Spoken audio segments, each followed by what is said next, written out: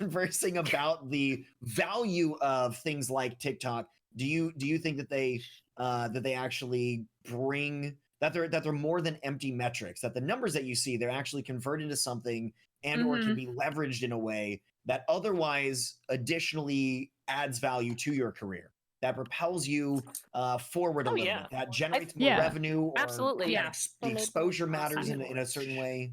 Yeah, so, I say, go ahead. You want to go first? Yeah, Instagram is a great I think of all the other platforms.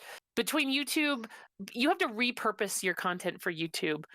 Give me a second. But Instagram is much more like, and there's thank you, sweetheart. There's tags and things like that. She's very sweet. The tag, knowing how to having a strong tag game on Instagram can change your Instagram life, especially for a cosplayer. Yeah. There are like tag things like all month long we're going to do this, and people will follow that tag and they will just like and follow thousands of people. Like Casey Renee cosplay, she won the Twitch cosplay contest last year. She gained like 1,000 followers last year doing a costume related October. Like instead of Inktober, it was basically Costume-tober. And you can really leverage your content just by photography, which is so much easier than video editing. That's I think your best entry point to jumping on another platform to try to help you on Twitch, because the barriers are low, right? Sure. You don't have to video edit. You don't have to know like all the ins and outs of that, and you can for Instagram stream for 8 hours a day for 7 days a week in order to just make that entry. Right, and you can drive people over because they will. No, you're fine. They will, if they enjoy who you are, the chances that you can give them other places to come for content are really great. Also, for creatives, YouTube, if you have the time, the effort, and the energy, if you have it, tutorials.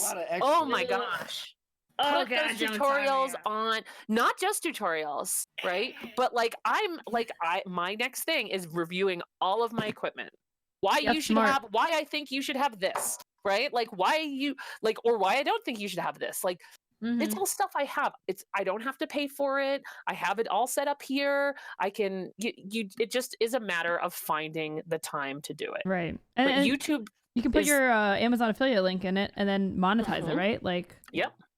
Same thing with Medium articles. You do the same thing on Medium. Take the same content you make for YouTube. Right? Like I've done this YouTube thing about this iron. It's an iron, by the way. It's not like a big grilled cheese machine. I thought that was way in the background. No, this room is tiny. Like feet back there. Hunter, thank God for this camera. This room, people will come in this room and they're like, holy good gravy. That room is tiny. Don't even talk to me about what people say about my shop. I'm like, yes, I am 5'1". This shop is dedicated towards my space. They're like, I can't fit in here. I'm like, yeah, it's a 1-car garage. I told you dimensions. It's 10 by 24 feet. What do you want? Oh yeah, this is 10 by 9 feet. This room, maybe. All right. Yeah, and that doesn't include the closet. Closet's closer. Anyway, but yeah, you can take your content from YouTube. And just write it in article form and put it on Medium. Same with the affiliate links and the. That's true. Petals. But yeah.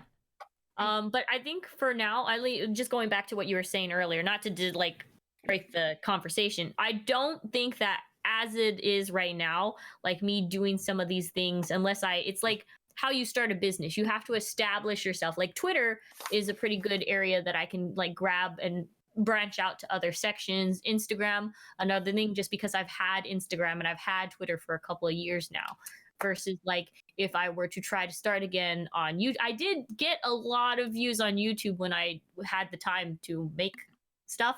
And also when I had a mod who basically was like, hey, this is just a hobby for me. Let me edit videos for you. Thank you, Casino. Oh, it's so nice when you have those people. But then, of course, and it just, like, I think for me, one of the platforms, or especially like YouTube, I had like a stalker problem, and they created multiple accounts to just downvote my YouTube videos. So that was like, I'm going to go away from YouTube for a bit. But yeah, there is like, basically you have to build the audience. Like it does come to you over time. Like there's some people who are huge on Twitter, You know, and they have lots of viewers on Twitch, but they're like, for some reason, they're not partnered yet. Or You even know? you have someone I'll never forget, like, and I won't name the site actually, but it's a really popular video creator on YouTube, and they have millions, like not just thousands, millions of subscriber of video views rather, and 160,000 subs. And they decided they wanted to start doing Twitch. And they created an account and they instantly got partnered because they had like the clout behind them. Right. I never saw them with more than like 8 people in their chat. Wow. What? Yeah, it was the craziest thing I've ever I do seen. see that with a couple of things. Like the one that first stood out to me was Cinnamon Toast Ken, who because I wasn't too familiar with YouTube itself, and I had seen him do some gaming stuff, and like the numbers were huge. And this is when I was just starting out on Twitch, just looking at stuff, and I looked at his and I was like, how are these not matching up? Like what seems so off kilter here? It's really interesting the way that dynamic sometimes works.